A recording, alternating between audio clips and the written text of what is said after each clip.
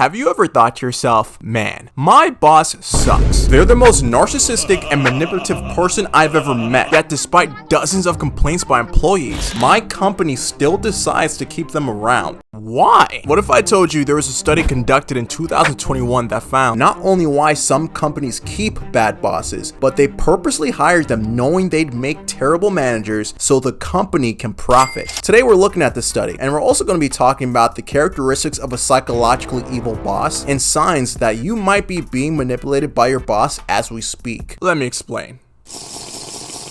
Now, when I say bad boss, I'm not referring to competence or how well they do their job. I'm literally talking about evil, specifically the dark triad, which I'll touch on more later. Just know in psychology, this refers to the three negative personality traits of narcissism, or complete focus on oneself, Machiavellianism, or exploitation of others to maintain control over them, and psychopathy, or lack of remorse and law-breaking behavior. The joint study led by the University of Maryland found that companies are more likely to recruit candidates who show these dark traits to positions of power when under the pressure to perform than those with no dark personality traits, although they have equal beneficial managerial qualities. Why?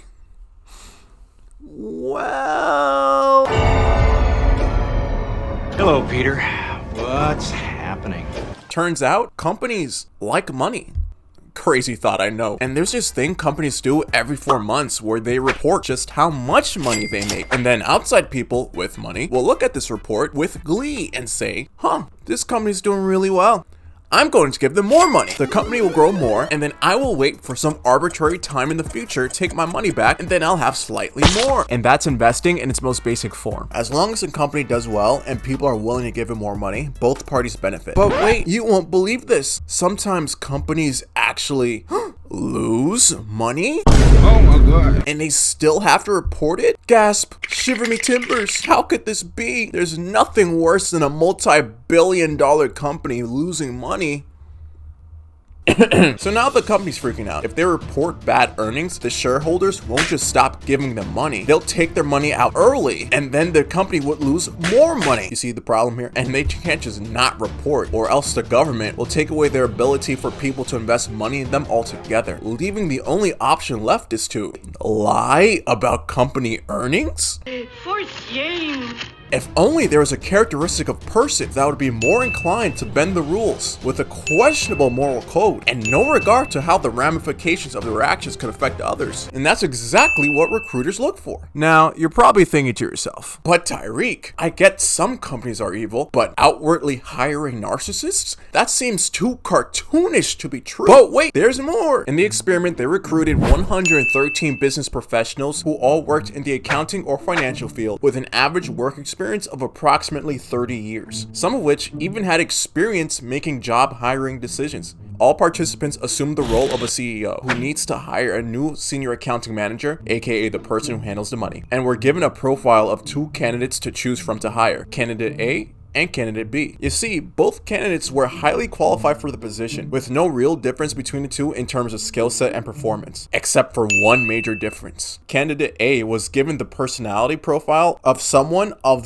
the dark triad, and candidate B was just a normal person. And of course, the participants weren't explicitly told that candidate A was a narcissist or Machiavellian, but instead were given general traits of someone who would fit those characteristics. For example, they were told things such as, believes employees should only be given information needed to do their job, likes to be the center of attention when in front of important people, etc., etc. The participants were then given 9 questions to answer to see which candidate's personality trait fit the company and the responsibility of financial reporter better. One thing I didn't mention earlier was that the position that they were applying for would be at a for-profit company with the condition that the organization faces a comparatively high pressure to manage money. And despite knowing all of that, 80% of people chose the narcissist as the better fit for the job. Again, despite both candidates having equal skill set and capabilities. And a later experiment showed that people were more likely to refer someone with darker personality traits to a position with a high earnings management pressure than someone with fewer dark personality traits. And keep in mind, these are participants with 30 plus years of experience in the financial field, and some of which were actually in charge of hiring people.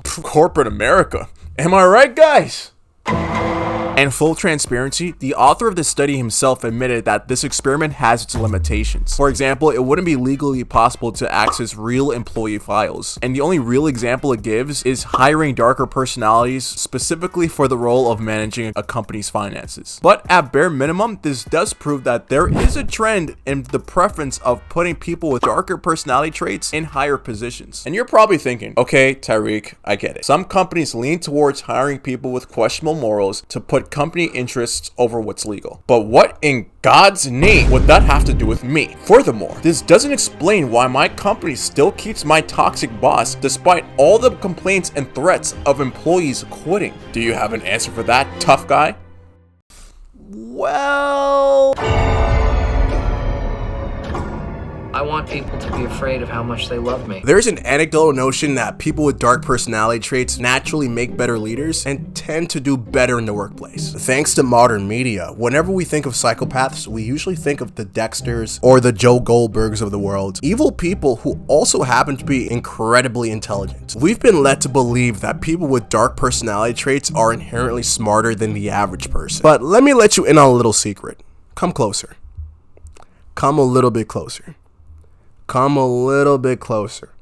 Come on. That is a bold-faced lie. There is no evidence to prove that there's a link between having a dark personality trait and having increased intelligence because of that dark personality trait. Oh, Dexter fans, I'm sorry you have to find out like this. But what they are good at is making you think that they're smarter than they actually are. You hear the stories all the time about the psychopathic manager or employee who makes work a living hell, yet is always the one to get the promotion or the higher salary. This is because, unfortunately, all the traits a company looks for in what makes a good employee or good manager also happens to fall in line with the traits of the dark triad: extroversion, confidence, openness to new experiences, curiosity, and high self-esteem are generally high among people with dark personalities, which usually puts them in a better light in front of the higher-ups. And most certainly, if a company is in a dire situation, they need people who are able to take on high risk and highly confident under pressure so they can help get the company back on track, which perfectly falls in line with dark personalities. The best way we could describe a dark personality trait in the workplace is to compare them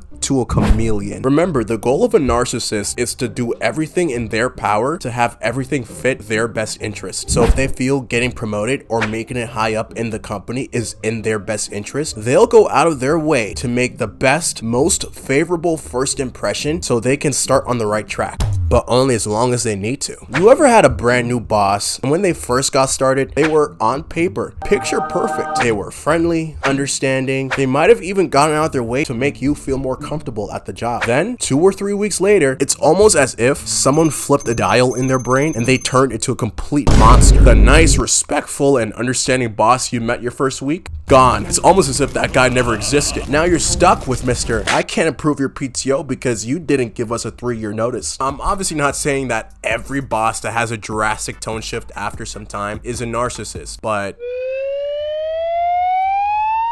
maybe? Hey guys, I don't want to interrupt this beautiful video, but one thing I forgot to mention was that yes, it is possible for someone to show narcissistic traits without being clinically diagnosed as having narcissistic personality disorder. Just because someone shows some signs of narcissistic tendencies, that does not mean that they necessarily have the actual disorder. I just want to make that clear. Thanks, bye. Narcissistic bosses are constantly seeking attention, particularly from their higher ups. So they'll seek out and may even take full credit for projects that make themselves look better. And the more cases a manager can stack as to how they benefit the company, the less justifiable it is for the company to fire them, even if a few employees threaten to quit. And the evil boss knows that. Upper management almost never knows what goes on in the day-to-day of how a boss treats their employees. So as long as the dark personality continues to create profit for the company, and they're smart enough to not do anything crazy, they can more or less fly under the radar. And before it's too late, they'll become too valuable to fire. And of course, there are a lot of reasons why a company would decide to keep a bad boss, regardless if they're a dark personality or not. For example, if the manager is late in their career with what it would cost to pay for their layoff, they may just literally be too expensive to fire. Or they may have close friends and connections high up in the company, literally protecting them from ever getting in trouble. Which I mean, at that point, the best way to deal with a toxic boss is to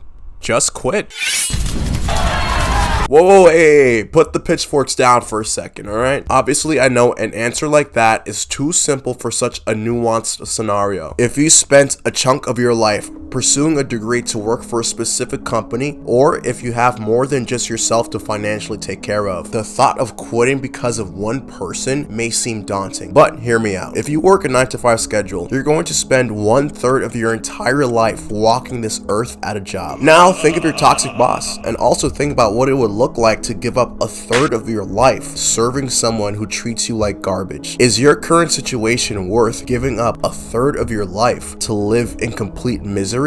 Now, I've done this myself before, so here's the game plan. Keep doing what you're doing and stay at your current company as long as you need to until you find a new job / company in complete secret. Don't bring this up to anyone else, even your coworkers, until you get your resignation letter. Then get the F out of there. I feel any advice beyond that would be pandering and would cause you to stay in a toxic situation longer than you need to. And if you're still on the fence about quitting, if you're working under a dark personality, they'll eventually fire you for something you had nothing to do with anyway, just to make themselves look good, so you may as well just take the jump while you're still in control. Alright, Tyreek, we get it. Some companies hire bad bosses because their morals are questionable enough to put company interests first. Then you told us they keep them because they're good at making the company think they're too valuable to fire. You even went as far as to admit that the only way to deal with a dark personality boss is to quit. But none of that matters unless I can spot if my boss is actually a dark personality or not. Don't tell people to quit as if that's such an easy thing to do. What if I quit and it's premature? How can I spot if my boss is a true dark personality and toxic enough where quitting is justified? No jokes,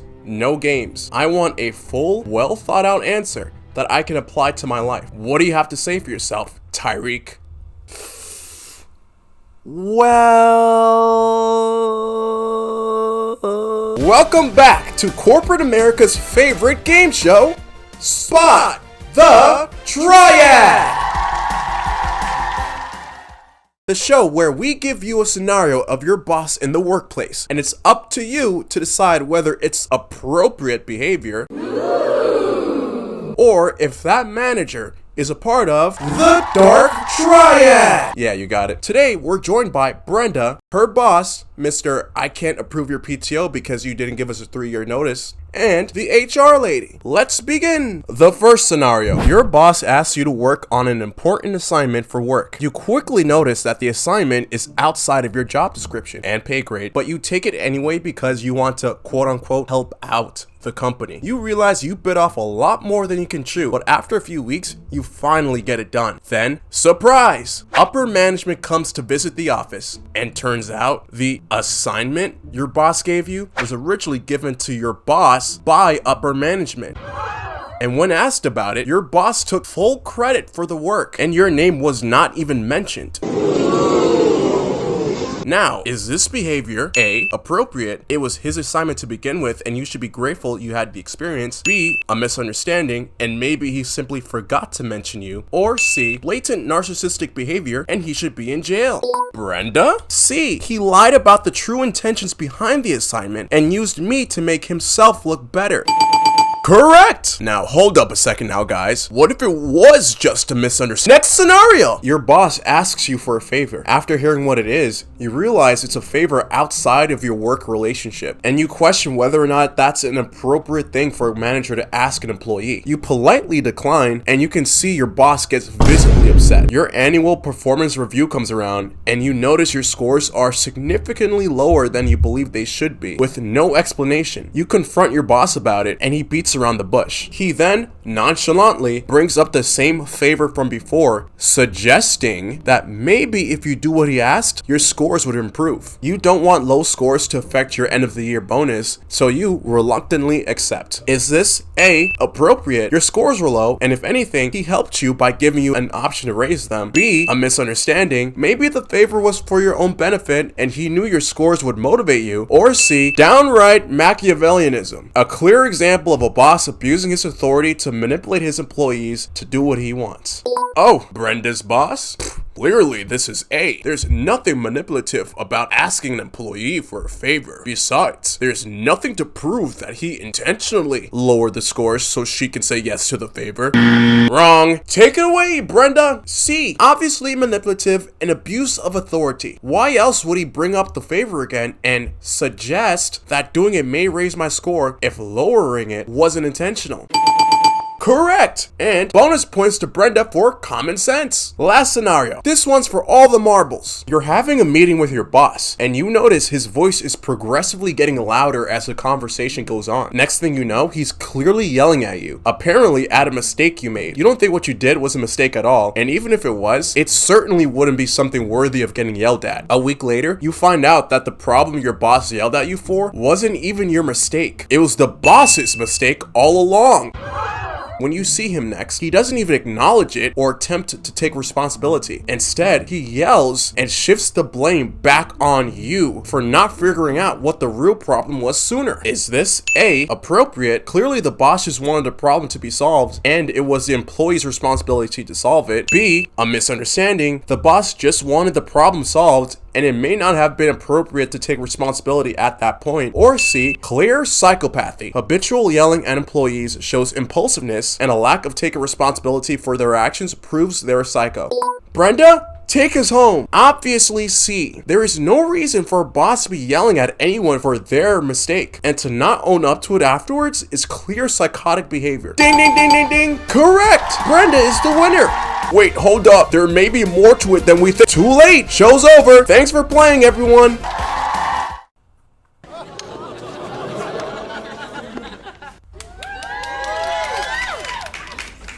Calm down, guys. Wow. Guys, we just hit 3,000 subscribers, and me saying thank you doesn't even begin to grasp the gratitude I have for every single one of you who decided to subscribe to my channel. Of course, I'm well aware that many of you came from my one video that blew up for my channel, and to all 3,000 of you that came over, I just want to say welcome. Thank you for deciding to support and making the ending of 2023 very special for me in particular. It was literally only back in August of this year when I decided to start uploading to my YouTube channel consistently, and ever since then I've had a blast with every upload. The content I bring to you guys 2024 will be my gift to you. And as usual, all the sources and links I use to research this video will be in the description below. I feel it's only right that I end this video off by giving you something that was taken away from you from the very beginning. Love you guys. Peace out, and have a happy new year.